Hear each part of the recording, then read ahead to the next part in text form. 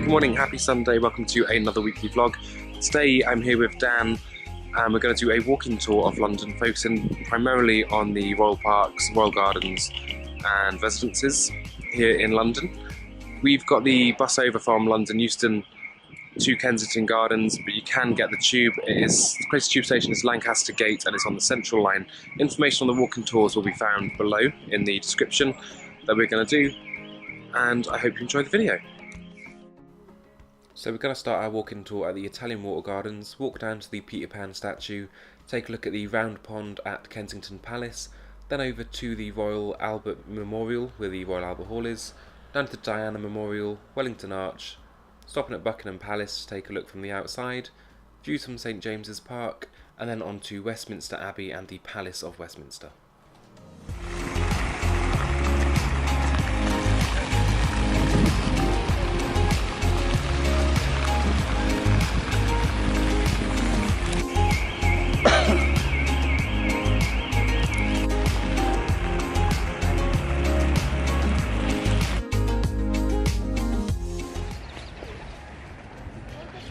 This is the Peter Pan statue that was erected here in Kensington Gardens secretly in May 1912. It's just next to Longwater, which is located behind me here, which is apparently the place he landed when he left his nursery. There is a really famous statue, and there are replicas in places as far as Australia, New Jersey, pigeons, and a few other places around the world. So I think these things, if you go onto an app, and you can scan this and you get a bit of information there about the statue. It's just located just next to the statue. We'll see if any other locations have this around as well as we walk around London today. We have found some green parrots.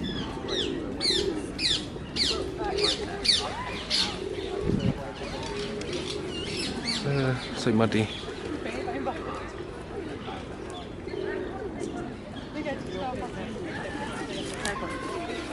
Statue of Physical Energy here in Kensington Gardens. I was hoping there'd be another placard thingy like there was at the Peter Pan, but there's not. So this is stop number 2. It's the round pond here in Kensington Gardens. It was created in 1730. Believe it or not, it's over 5 metres deep in places, which is 16.4 feet. For those of you who don't really do metres. It does contain various different fish, birds, such as ducks, geese, swans, all waiting to be fed by us, the visitors. The pond is home to the oldest model yacht club in the country, the Model Yacht Sailing Association, along with the London Yacht Club. Members race their crafts throughout the year on Sundays and show off their different yachts and vintage boats they have, but there's none today.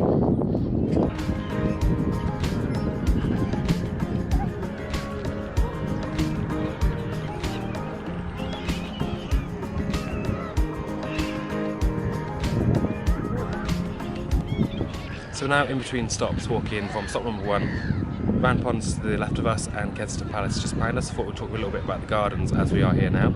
So the gardens here used to be privately owned by Kensington Palace and now part of the Royal Parks of London, which are open to the public all year round. And this is Kensington Gardens now. The gardens here have 270 acres of greenery and trees, and of course so much wildlife in these parks as well. Parks of London, including Hyde Park, St James's Park and Kensington Park, all kind of form a straight line through London, which is known as the lungs of London, the Green Lung. And it's easily accessible by all different modes of transport, whether it be bus or tube. Tube stations are around here, and as I said, when we came in we got the bus from Euston, but the closest tube station to where we were was Lancaster Gate, and that's on the Central line. So just behind me is Kensington Palace, located here in Kensington Gardens. It is an official royal residence here in London. It has been in the British royal family since the 17th century, and it's currently resident to the Duke and Duchess of Cambridge, William and Kate, and Prince Harry and Meghan Markle. It is open as a tourist attraction with an admission price, and just to the right of Kensington Palace you have the Orangery, which is a restaurant open for afternoon tea and some food throughout the day.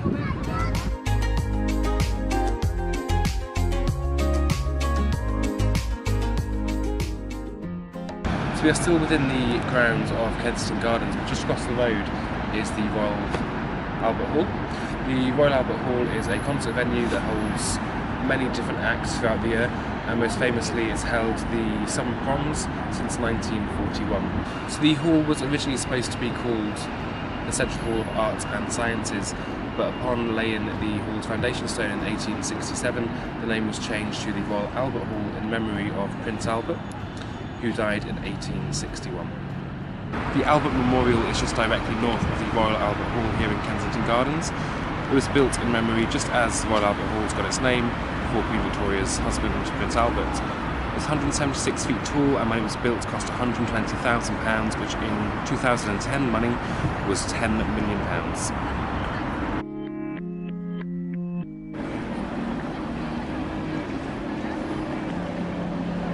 So we're now here at the Diana Memorial Fountain. It's located in the southwest corner of Hyde Park, just south of the Serpentine Lake and east of the Serpentine Gallery. Its cornerstone was laid in September 2003 and was officially opened in July 2004 by Queen Elizabeth II.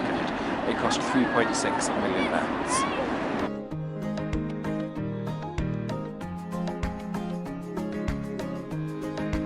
So we're now here in Hyde Park. Hyde Park was established by Henry VIII in 1536, and he reclaimed it back from Westminster Abbey to use it as a hunting ground. In 1637 it became open to the public and quickly became very popular. As you head into the 20th century, it changed and concerts were held here, such as the charity concert Live 8, other concerts such as Queen, Pink Floyd and the Rolling Stones, and into the 21st century including Madonna and other such artists. While you are here in Hyde Park, the other things you can do, you can hire a pedal boat on the Serpentine, go up and down and take in the views, and you do have some good views of the park in the area, and you can also see the London Eye from here as well, just a little bit of the archway anyway. But it's a really nice park, and in the winter you have Winter Wonderland too.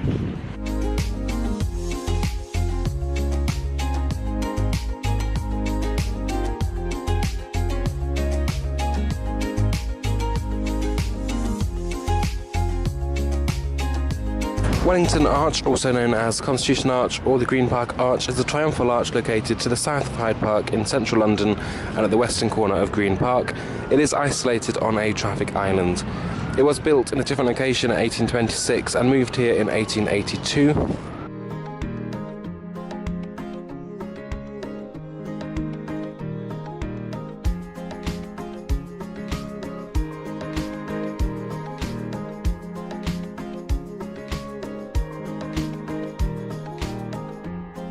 Constitution Hill is a road in the City of London that connects the western end of the Mall just in front of Hyde Park, and it's bordered by Buckingham Palace and Green Park. The term hill is something of a misnomer. There's barely a detectable slope and a slight hill on this road. Boom. So just the other side of these walls here is Buckingham Palace Gardens, so it is a criminal offence to go over the wall with those bikes you would not.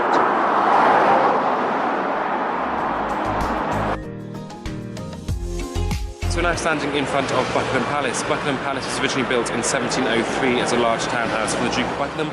Over the years it has bbeen enlarged into what is now formally known as Buckingham Palace. The first reigning British monarch to be in here was Queen Victoria, and that was in the year 1837. Whilst it's not free to tour the palace, it is a must on every sightseeing trip of the city.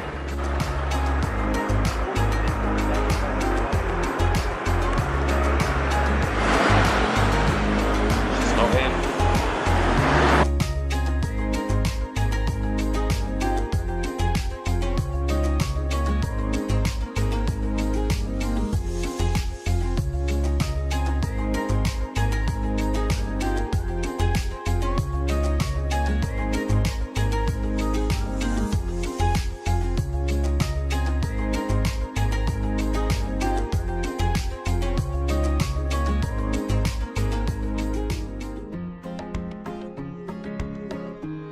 So directly in front of Buckingham Palace is the Mall.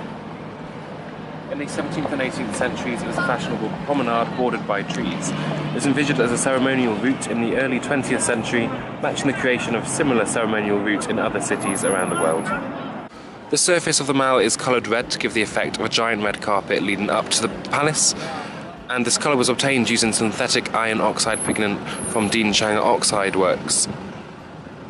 The length of the Mall from where it joins Constitutional Hill at the Memorial is exactly 0.5 nautical miles.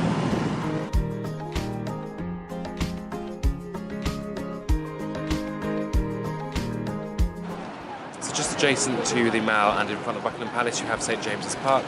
It is another royal park in London and has 57 acres. Inside St James's Park you have really good views of Buckingham Palace and also the London Eye, and it's really nice and relaxing just to walk around. The closest tube stations to St James's Park are Charing Cross, Westminster, Victoria and Green Park.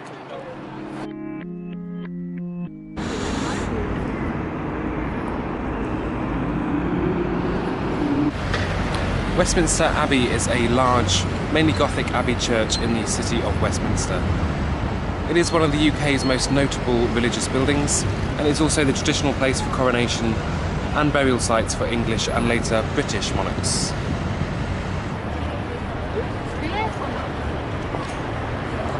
The Palace of Westminster is the meeting place of the House of Commons and the House of Lords. The two houses form the Parliament of the United Kingdom. Probably known as the Houses of Parliament, after its occupants, the palace lies on the north bank of the River Thames in the city of Westminster. Currently it is under restoration, as well as the clock tower of Big Ben. Big Ben is the nickname for the great bell of the clock at the north end of the Palace of Westminster in London, and it's usually extended to refer both the clock and the clock tower. Big Ben weighs in at 13.7 tons. As you can see, it is under restoration, but here's a picture of what it looks like without all the metal and all the scaffolding surrounding it. So that concludes our walking tour around London, around the gardens, and seeing a couple of the palaces here that they have to offer. That took us approximately about 4.5 hours to do.